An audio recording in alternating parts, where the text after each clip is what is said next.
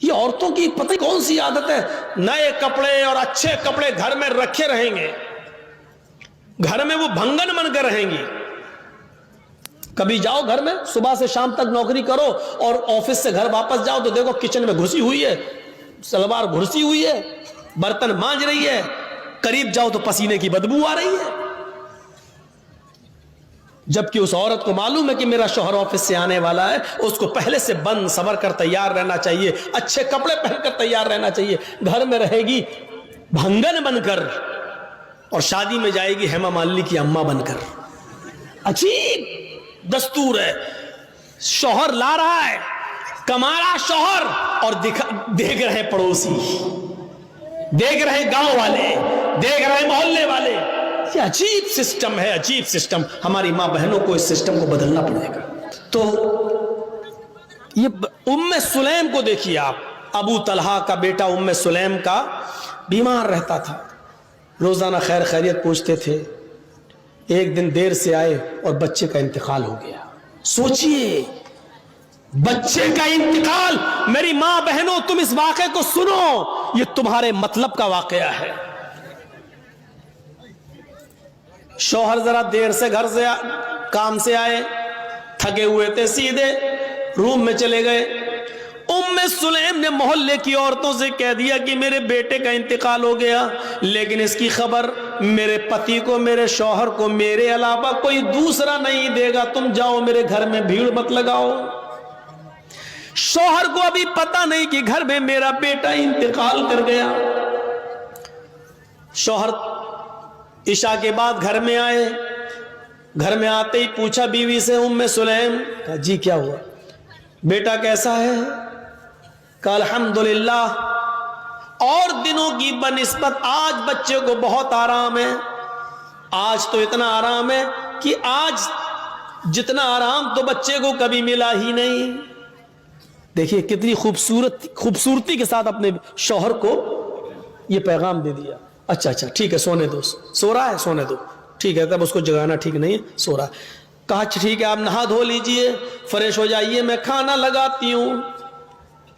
محلے کی کسی بھی عورت کو آنے نہیں دے رہی ہیں، اور شوہر کی سیوا دیکھو اس حال میں کہ بغل کے روم میں بیٹے کی لاش ہے، بغل کے روم میں بیٹے کا جنازہ رکھا ہوا ہے، بغل کے کمرے میں بیٹے کی روح کا جسم پڑا ہوا ہے. تصور کرو میری بہنوں، میری ماں، کھانا کھلایا اچھی طریقے سے، شوہر نے کھانا کھایا. ام سلیم بھی اپنے شوہر کے ساتھ کھانا کھا رہی ہیں، اور کھانا کھانے کے بعد ام سلیم نے میک اپ کیا، خوشبو لگائی. عورت خوشبو لگا سکتی ہے لیکن گھر کے اندر، گھر کے باہر تو وہ ڈابر آنولا کا تیل بھی لگا کر نہیں نکل سکتی ہے. گھر کے باہر اگر جاتی ہے تو میک اپ تو بہت دور کی بات، خوشبو اور پرفیوم تو بہت دور کی بات، خوشبودار کوئی چیز بھی استعمال نہیں کر سکتی ہے. اگر کسی تیل میں سینٹ آتا ہے، خوشبو آتی ہے، تو وہ تیل بھی لگا کر گھر سے باہر نہیں نکل سکتی ہے. کوئی بجنے والی چیز بھی پہن کر گھر سے باہر نہیں نکل سکتی ہے. چوڑیاں جو کھنکھناتی ہیں اور چلیں تو آواز کریں، وہ گھر سے باہر نکلتے وقت چوڑیاں بھی نہیں پہن سکتی ہے. پائل جو چلتے وقت پائلوں کی جھنکار اور اس کی آواز اور اس میں لگے ہوئے گھنگروؤں کی آواز اگر آتی ہے تو وہ ایسی پازیب اور ایسی پائل اور ایسے گھنگرو بھی نہیں پہن سکتی ہے.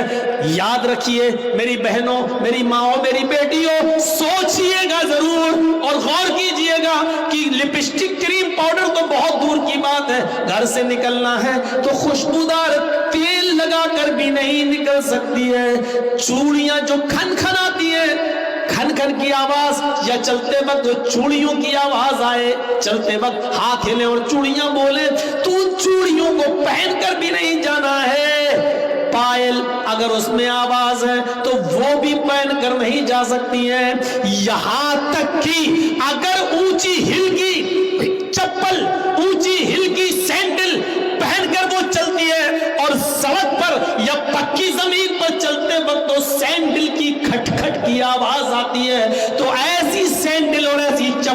پہن کر بھی عورت نہیں جا سکتی ہے کہ جس سے اس کے پیروں کی کھٹکھٹ کی آواز سے مردوں کے چہرے متوجہ ہوں، مرد اس کی طرف مائل ہوں اور اس کی طرف دیکھنا شروع کر دیں، ایسی چپل بھی نہیں پہننا ہے۔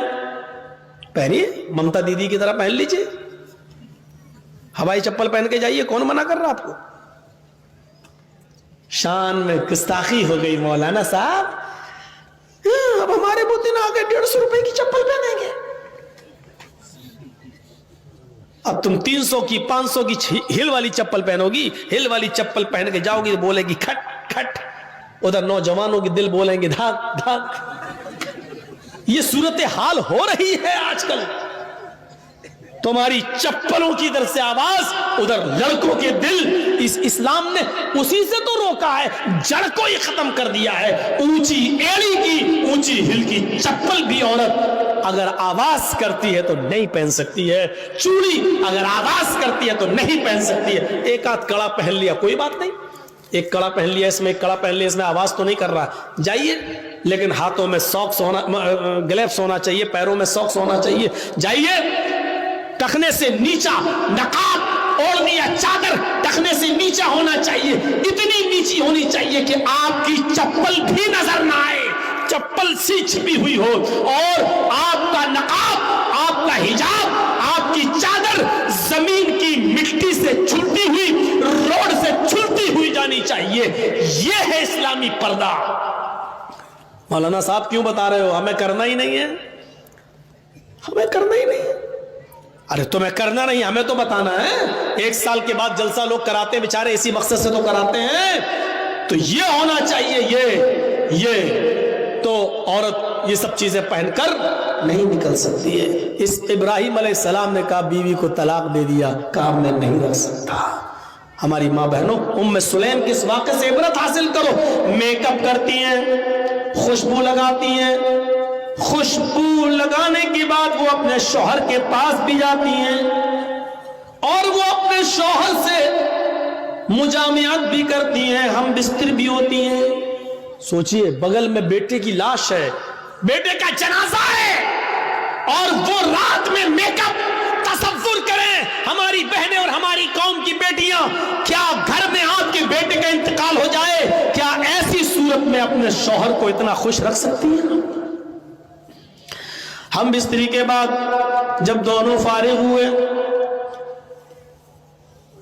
شوہر نے جلدی سے غسل کر لیا، رات میں پیار بھری باتیں ہوتی رہی، بات بچے کی نکل آئی۔ بیوی نے بڑے پیار سے کہا، ام سلیم نے، آج مجھے سوال میرے ذہن میں کھٹک رہا ہے جو دور نہیں ہو رہا ہے، بڑی میں پس و پیش میں، شچ و پنج میں پھنسی ہوئی ہوں کہ کیا ہونا چاہیے۔ ابو طلحہ نے کہا کیا بات ہے بتاؤ؟ کہا کہ میری ایک سہیلی نے کچھ مہینے پہلے ایک امانت میرے پاس رکھی تھی جو بہت قیمتی امانت تھی، اور یہ کہا تھا کہ میں کہیں دور جا رہی ہوں، 2 4 6 مہینے کے بعد جب میں واپس آ جاؤں تو میری امانت واپس کر دیجئے۔ لیکن میرے پتی جی، میرے ہسبینڈ، اس نے جو امانت دی تھی وہ مجھے بہت پسند آ گئی، میرا دل اس پر آ گیا، میں چاہتی ہوں کہ اس کو رکھ لوں اور اس جس کی امانت تھی اس کو میں واپس نہ کروں۔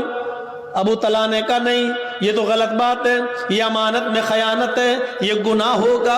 اگر وہ اپنی امانت مانگ رہی ہے تمہاری سہیلی تو اس کی امانت تمہیں واپس کرنا پڑے گی۔